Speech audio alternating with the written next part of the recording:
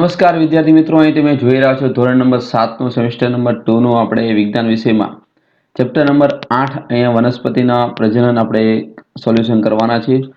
તો તમે જો પ્રથમ વખત આ વિડિયો તમે જોઈ રહ્યા હો અને જો તમે ચેનલને હજી સબસ્ક્રાઇબ ન કરી હોય તો ઝડપથી સબસ્ક્રાઇબ કરી દો અને વિડિયોને એક સરસ મજાનો કોમેન્ટ અને એક લાઈક બટન આપી દો।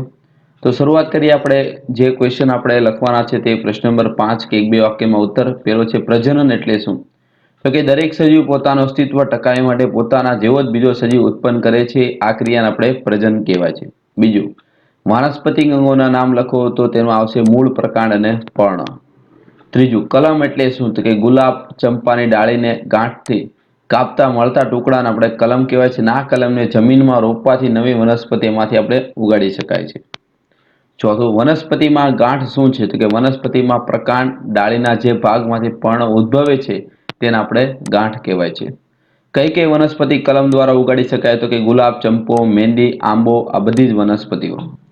વાનસ્પતિક કલિકા એટલે શું? તો કે પર્ણનું પ્રકાંડ સાથેનું જોડાણ સ્થાન એટલે કક્ષ, અને કક્ષમાં આવેલી કલિકાઓને આપણે વાનસ્પતિક કલિકા કહેવાય। વાનસ્પતિક કલિકા પણ નવા છોડનું સર્જન કરી શકે છે। એના પછી પાનફૂટીમાં નવા છોડનું નિર્માણ કેવી રીતે થાય છે? તો કે પાનફૂટીમાં વાનસ્પતિક પ્રજનનથી નવો છોડ મેળવી શકાય છે।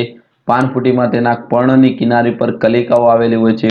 જો કલિકા ધરાવતું પર્ણ જમીનમાં દાટી દઈએ અને તેને ભીની જમીન ઉપર પડે તો એમાંથી નવા છોડનું નિર્માણ થાય। બીજાણુ સર્જન દ્વારા પ્રજનન કરતી 3 વનસ્પતિના નામ તો મ્યુકર, મોસ, હંસરાજ વગેરે બધું બીજાણુ સર્જન દ્વારા પ્રજનન કરતી વનસ્પતિ છે। પુંકેસરના ભાગોના નામ જણાવો તો પુંકેસરના 2 ભાગ પાડી શકાય છે, પરાગાશય અને તંતુ। સ્ત્રીકેસરના ભાગ જણાવો તો એમાં પણ 3 ભાગ આવે છે, પરાગાસન, પરાગવાહિની અને અંડાશય। એના પછી પરાગરજનું વહન કોના દ્વારા થાય છે? તો કે પરાગરજનું વહન પવન દ્વારા, પાણી દ્વારા અને કીટકો દ્વારા થાય છે। પરાગનયન એટલે શું? તો કે પુષ્પના પરાગાશયમાંથી પરાગરજના સ્ત્રીકેસરના પરાગાસન તરફના વહનને આપણે પરાગનયન કહે છે। એના 2 પ્રકાર છે, સ્વપરાગનયન અને પરપરાગનયન। ચલો, ફલન પછી અંડાશય શામાં પરિણમે છે? તો કે અંડાશય ફળમાં પરિણમે છે। બીજનો ફેલાવો કયા કયા પરિબળો દ્વારા થાય છે? પવન દ્વારા, પાણી દ્વારા, પ્રાણીઓ અગત્યનો ભાગ ભજવે છે। કેટલીક વનસ્પતિ તેની સિંગ ફાટવાથી પણ એમાં બીજનો ફેલાવો થાય।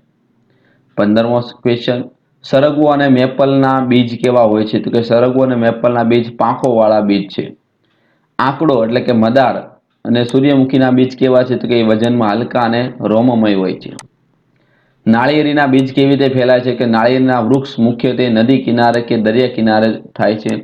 આ નાળિયેરીના ફળ એટલે કે નાળિયેરી પાણીમાં તરે છે અને પાણીમાં રહીને એક જગ્યાએથી બીજી જગ્યાએ જાય છે। આમ નાળિયેરીના બીજનો આ રીતે ફેલાવો થાય છે। ચલો, વ્યાખ્યા હવે લખવાની છે। એકલિંગી પુષ્પ તો કે જે પુષ્પમાં માત્ર સ્ત્રીકેસર અથવા એક પુંકેસર આવેલું હોય તેને આપણે એકલિંગી પુષ્પો કહેવાય।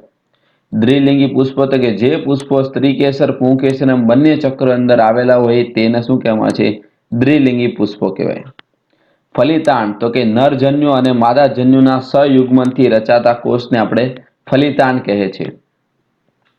એના પછી પ્રશ્ન નંબર 7 છે કે માંગ્યા મુજબ આપણે પ્રશ્નના ઉત્તર લખવાના। એકલિંગી પુષ્પ અને દ્વિલિંગી પુષ્પનું વર્ગીકરણ। એકલિંગી અંદર મકાઈ, પપૈયું, કાકડી આવશે। દ્વિલિંગીમાં વાત કરીએ તો જાસૂસ, સરસવ, પેટુનિયા, ગુલાબ તે બધા આવે। એના પછી માસલ, રસાળ ફળ અને કઠણ શુષ્ક ફળનું વર્ગીકરણ તો કે કેરી, નારંગી, સફરજન, તરબૂચ એ બધા માસલ ફળ કહેવાય। કઠણ શુષ્ક ફળ એટલે બદામ, અખરોટ, વાલ, વટાણા તે। ચલો, વિકલ્પ હવે આપણે અહીંયા તમને આપેલા છે ઉત્તર કે વનસ્પતિની અંદર પ્રજનનનું અંગ કયું ગણાય? તો પહેલામાં આવશે ડી, પુષ્પ। વાનસ્પતિક પ્રજનનના છોડ નીચેનામાંથી શેમાંથી ઉત્પન્ન થઈ શકે છે? તો મૂળમાંથી પણ આવે, પ્રકાંડમાંથી પણ આવશે, પર્ણમાંથી પણ આવશે, ટૂંકમાં આપેલા પૈકી કોઈ પણ માંથી। નીચેના પૈકી કઈ વનસ્પતિને કલમ દ્વારા તમે ઉગાડી શકો છો? ગુલાબ દ્વારા। ગુલાબ વનસ્પતિને। નીચેના પૈકી કઈ વનસ્પતિ તેની આંખમાંથી ઉગી શકે છે? આવશે બધા જ, કારણ કે બધા કંદમૂળ જ છે એટલે। પાનફૂટીના પ્રજનન ખાલિયા દ્વારા થાય છે? તો કે પર્ણ દ્વારા। શક્કરિયાનો નવો છોડ મેળવવા માટે શું ઉપયોગમાં લેશો? તો કે મૂળ। ઈસ્ટને ખાલિયા દ્વારા જોઈ શકાય છે તો સૂક્ષ્મદર્શક યંત્ર. બીજાણુ સર્જન કરતી વનસ્પતિ એમાં કયો આવશે? બ્રેડ મોલ્ડ યાની મ્યુકર. ખાલી જગ્યા નર જન્યુઓ ઉત્પન્ન કરે છે તો એમાં આવશે પરાગરજ. ચલો 10મું છે નર અને માદા જન્યુના સહયુગ્મનથી ફલન કહેવાય છે. પરિપક્વ અંડાશય ફળ બનાવે છે. એના પછી પ્રશ્ન નંબર 9 છે ખાલી જગ્યા. તો એના તમને અહીંયા ઉત્તર આપેલા છે, આમાંથી જોઈને તમારે આઈડિયલની અંદર સરસ મજાના અક્ષરથી તમારે લખવાના છે. ધીમે ધીમે આપણે આગળ વધતા જઈએ. એના પછીનો ક્વેશ્ચન પણ તમારે લખવાનો છે, જે છે ખરા ખોટા. તો તેના પણ અહીંયા ઉત્તર તમને આપેલા છે, માંથી જોઈને તમારે આઈડિયલની અંદર લખવાના છે. આજે સાથે સાથે આપણે આના પછીનો ચેપ્ટરનું પણ સોલ્યુશન જોવાના છે એક સાથે. ક્વેશ્ચન નંબર 11 છે જોડકા. બરોબર, તો જોડકાની અંદર અહીંયા તમને 2 જોડકા આપેલા છે. સરગવો તો પહેલામાં આવશે બી, પાંખોવાળા બીજ. ઘાસ તો એમાં આવશે સી હલકા બીજ. સૂર્યમુખી તો એમાં આવશે રોમમય બીજ. ગાડરિયું યાની શું આવશે? કાંટાળા બીજ. એવી રીતે કલિકા તો એમાં આવશે ઈસ્ટ. આંખ તો આવે છે બટાટા. અવખંડન તો એમાં આવશે સ્પાયરોગાયરા. એના પછી પાંખો એટલે આવશે મેપલ. અને બીજાણુ યાની બ્રેડ મોલ્ડ. તો આ તો ચેપ્ટર નંબરનું સોલ્યુશન. હવે નેક્સ્ટ આપણે ચેપ્ટર નંબર 9ના સોલ્યુશન તરફ આગળ જવાના છીએ. તો હજી તો કોઈ વિદ્યાર્થી બાકી હોય ચેનલને સબસ્ક્રાઇબ કરવાનું અથવા વિડીયોને લાઇક આપવાનું, તો ઝડપથી લાઇક બટન ઉપર તમે આપી દો. તેમજ આ લિંકને તમારા ફ્રેન્ડ સર્કલમાં પણ શેર કરતા રહેજો. જોઈએ ચેપ્ટર નંબર 9 ગતિ અને સમય. તો કે એમાં પ્રશ્ન નંબર 5નું સોલ્યુશન. પહેલો સવાલ છે સુરેખ ગતિ એટલે શું? તો કે સીધા રેખામાં ગતિ કરતા પદાર્થને આપણે સુરેખ ગતિ કહેવાય છે. દાખલા તરીકે ઊંચાઈ પરથી મુક્ત રીતે પડતા દડાની ગતિ, સીધા રસ્તા પર ગાડાને ખેંચી જતા બળદની ગતિ, ઝાડ પરથી નીચે પડતા ફળની ગતિ. બીજું છે ચક્રીય ગતિ કોને કહેવાય? તો એક નિશ્ચિત બિંદુની આસપાસ ઘૂમતા પદાર્થની ગતિને વર્તુળાકાર ગતિ અથવા ચક્રીય ગતિ કહેવાય. જેમાં પંખાના પાંખિયાની ગતિ આવે, વર્તુળાકાર માર્ગ પર ગતિ કરતી કારની ગતિ આવે. ત્રીજું નિયતકાલીન ગતિ યાની આવર્ત ગતિ કોને કહેવાય? તો નિયતકાલીન સમયમાં એટલે કે ચોક્કસ સમયમાં એક આવર્ત પૂર્ણ કરતા પદાર્થની ગતિને આપણે નિયતકાલીન ગતિ કહેવાય છે. જેમાં ઘડિયાળના કાંટાની ગતિ આવશે, પૃથ્વી પરથી ચંદ્રની ગતિ આવશે. ચોથું ઘડિયાળમાં લોલકની ગતિ કયા પ્રકારની છે? ઘડિયાળના લોલકની ગતિ આવર્ત ગતિ યાની દોલન ગતિ કહેવાય. ઝાડ પરથી પડતા ફળની ગતિ કેવી છે? સુરેખ ગતિ છે. આપેલા 2 વસ્તુઓ પૈકી કોણ વધુ ઝડપથી છે તે કેવી રીતે નક્કી કરી શકાય? તો જે નિશ્ચિત અંતર ઓછા સમયમાં કાપતી હોય ને તે વસ્તુ શું કહેવાય? ઝડપી કહેવાય. કારની ઝડપ 50 કિમી પ્રતિ કલાક છે, તો તે શું દર્શાવે કે કાર 1 કલાકમાં 50 કિલોમીટરનું અંતર કાપે. એના પછી 8મું કોઈ પણ પદાર્થની ઝડપ કેટલી છે તે શોધવા માટે આપણી પાસે કઈ માહિતી હોવી જોઈએ? તો 2 વસ્તુ, એક તો પદાર્થે કાપેલું અંતર અને તે અંતર કાપવા માટે લીધેલા સમય. સાદું લોલક કોને કહેવાય? તો કે દ્રઢ આધાર પરથી દોરી વડે લટકાવેલા ધાતુના નાના ગોળા કે પથ્થરના ટુકડાને મુક્ત રીતે લટકાવવાથી બનતી રચનાને આપણે સાદું લોલક કહેવાય. એના પછી ગોળો યાની બોબ એટલે શું? તો સાદા લોલકની રચનામાં ધાતુના ગોળાને આપણે લોલકની બોબ કહેવાય છે. એના પછી ક્વાર્ટઝ ક્લોક કોને કહેવાય? મોટા ભાગની ઘડિયાળ કે કાંડા ઘડિયાળ એક અથવા એક કરતા વધુ સેલ યાની વિદ્યુત કોષવાળા વિદ્યુત પરિબળો ધરાવે છે. આ ઘડિયાળને આપણે શું કહે છે? ક્વાર્ટઝ ક્લોક કહેવામાં છે. લોલકની લંબાઈ ઘટાડતા તેના આવર્તકાળમાં શો ફેરફાર થાય છે? તો લોલકની લંબાઈ ઘટાડો તેના આવર્તકાળમાં શું થાય છે? ઘટે છે.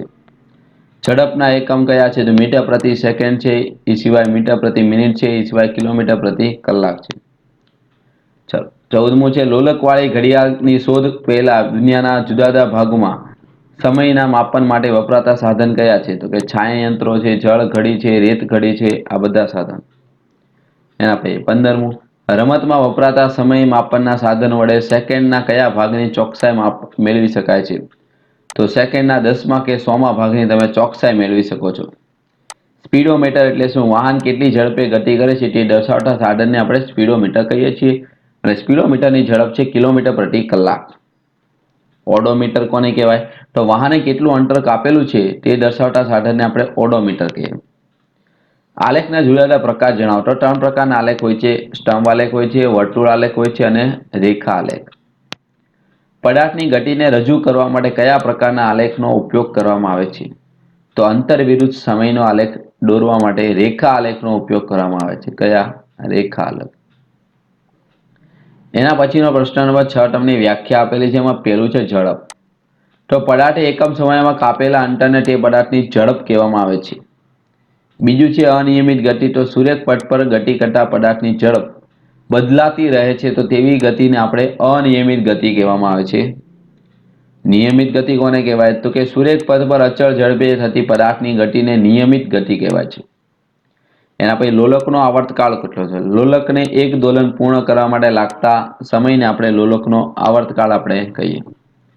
ચલો, અહીં એક માગ્યા મુજબ ઉત્તર છે. એમાં આપણે વર્ગીકરણ કરવાનું છે સૂર્યક ગતિમાં, વર્તુળમય ગતિમાં અને દોલન ગતિમાં. તો એ બધાના જે તમને ઉત્તર આપેલા છે એમાંથી જોઈને તમે તમારા આઈડિયલની અંદર તમારે લખવાના છે. નેક્સ્ટ ક્વેશ્ચન નંબર 8 છે વિકલ્પો. ઘડિયાળના કાંટાની ગતિ એ કેવી ચક્રીય ગતિ કહેવાય? પૃથ્વી સૂર્યની આસપાસ કયા પ્રકારની ગતિ કરે? તો કે નિયતકાલીન. નીચેના પૈકી કયું વર્તુળાકાર ગતિનું ઉદાહરણ છે? તો આવશે ફરતા પંખાની ગતિ. હિંચકાની ગતિ કયા પ્રકારની ગતિ છે? તો કે આવર્ત ગતિ છે. ચલો, આ આપેલા પૈકી કયો સંબંધ સાચો છે? તો બી આવશે ઝડપ બરાબર અંતરના છેદમાં સમય. નીચેના પૈકી કઈ કુદરતી ઘટનાનું ચોક્કસ સમયગાળામાં દરમિયાન પુનરાવર્તન થતું નથી? તો આવશે એક ધરતીકંપ પછી બીજો ધરતીકંપ. 7મું, ઘડિયાળ અને કાંડા ઘડિયાળ એ સમય માપનના સામાન્ય સાધનો છે. 8મું, આકૃતિમાં એક લોલકની આવર્ત ગતિ દર્શાવેલી છે.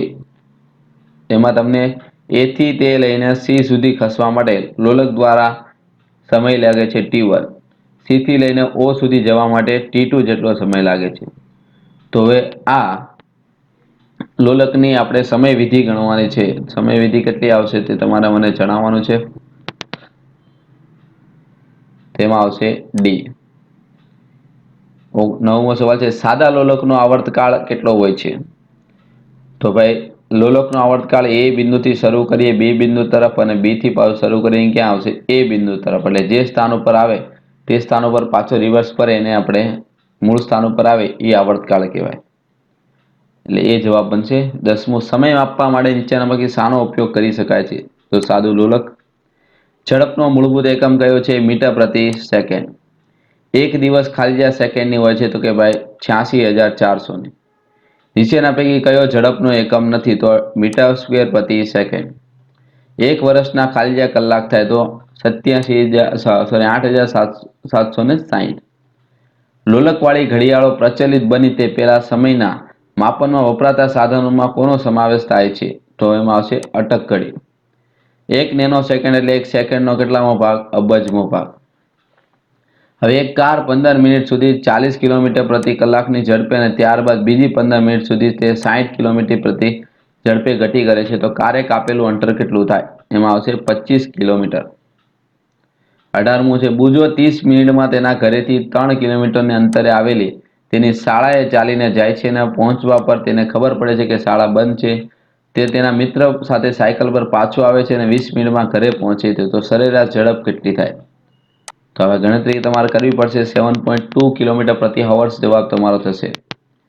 એના પછી 15 મીટર પ્રતિ સેકન્ડને તમારે કિલોમીટરમાં ફેરવવા છે, એટલે 15 છે તેને મલ્ટીપ્લાય આપણે 1000 કરવાના છે.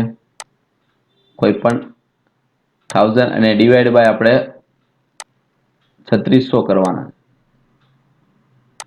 એટલે કોઈ પણ સંખ્યા છે તે મીટરમાંથી કેમાં ભરી જાય? કિલોમીટરમાં. છેદમાં આવશે 3600.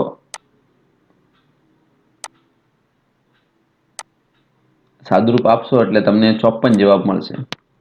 એક ટ્રેન અચળ ઝડપે 12 મિનિટમાં 20 કિલોમીટર અંતર કાપે, ઝડપ કેટલી? તો અંતર તમને આપેલું છે, અંતરના છેદમાં સમય તમારે લખવાનું છે. તો તમારો જવાબ આવશે કેટલો? 100 કિલોમીટર પ્રતિ કલાક. 72 કિલોમીટર પ્રતિ કલાક એ કોને સમાન છે? તો કે 20 મીટર પ્રતિ સેકન્ડ. મીટર અને સેકન્ડમાં ફેરવવાની છે માહિતીને. પછી તમે દાખલો ગણી શકો છો. 22મો, એક બસ 90 મિનિટમાં 54 કિલોમીટર અંતર કાપે તો એની સરેરાશ ઝડપ કેટલી થાય? 10 મીટર પ્રતિ સેકન્ડ. ચલો, 23માં તમને એક આલેખ આપેલો છે કે નીચેનામાં અંતર સમયના આલેખમાંથી કયો આલેખ દર્શાવે છે કે ટ્રકની ઝડપ અચળ નથી? તો આવડો સી નંબર વાળો ઓપ્શન છે તે. ચલો, ખાલી જગ્યા તમને આપેલી છે, આમાંથી જોઈને તમે આઈડિયલની અંદર તમે લખવાના રહેશે. નેક્સ્ટ આગળ વધીએ એટલે તમને ખરા ખોટા પણ પ્રશ્ન નંબર 10 આપેલા છે તે પણ તમારા આઈડિયલની અંદર તમે લખવાના રહેશે. તો આ તો આજના આપણે 2 ચેપ્ટરના એક સાથે સોલ્યુશન જોયા. તમને સોલ્યુશન કેવા લાગ્યા છે તે કોમેન્ટમાં અવશ્ય જણાવશો. અને બીજા સોલ્યુશન મેળવવા માટે તમે ચેનલને સબસ્ક્રાઇબ કરો, જેથી તમને સમયસર બીજા બધા વિડીયો લેક્ચર મળતા રહે. અને આ લિંક તમારા ફ્રેન્ડ સર્કલમાં શેર કરવાનું ભૂલશો નહીં. Good luck.